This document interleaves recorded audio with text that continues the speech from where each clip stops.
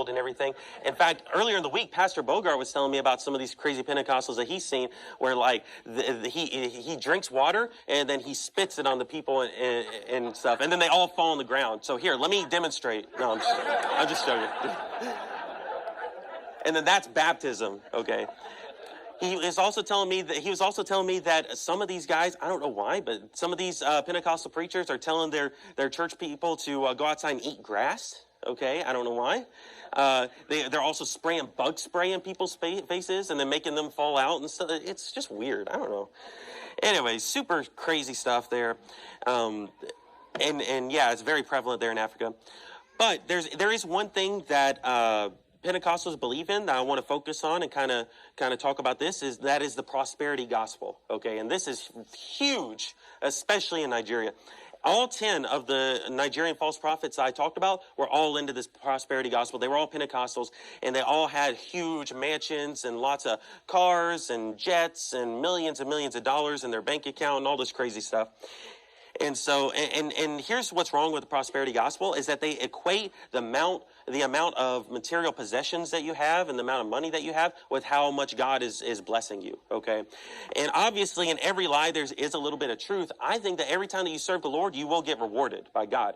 But, you know, the vast majority of that is going to be in heaven, right? And just like the Bible says, you know, Jesus said, lay up for yourselves treasures in heaven where moth and rust does not corrupt and thieves do not break through and steal.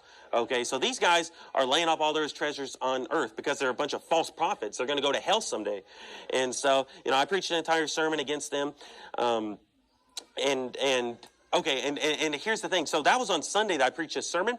The very next day on Monday, I got into the argument that I got into on the trip with a Pentecostal guy out soul winning. And it was kind of a funny story. First, Lola was talking to him. And Lola was so nice because what she said was, whenever she realized that this guy was a PTW, a professional time waster, okay, she was like, you know, that's very interesting. I think you should meet my friend, Brother Raymond. You know? And so she brought me over there, and I started talking to him, and then she, like, darted out of there, of course.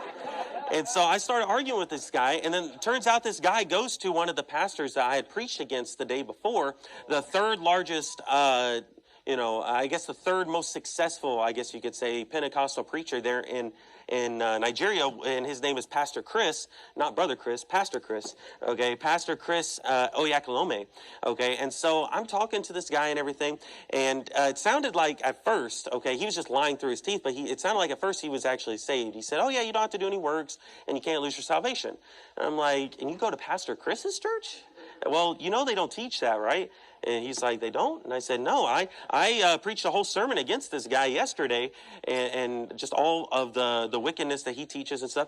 And then his countenance totally changed. He's just like, what did you say about my pastor or whatever? And I'm just like, well, I was just talked about how, you know, how he preaches that you can lose your salvation and you have to do good works to go to heaven.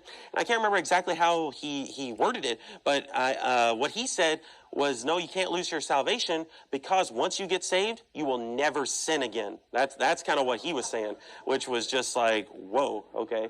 And so obviously, you know, I quoted him the verse from 1 John where it says, if we say that we have no sin, we deceive ourselves and the truth is not in us.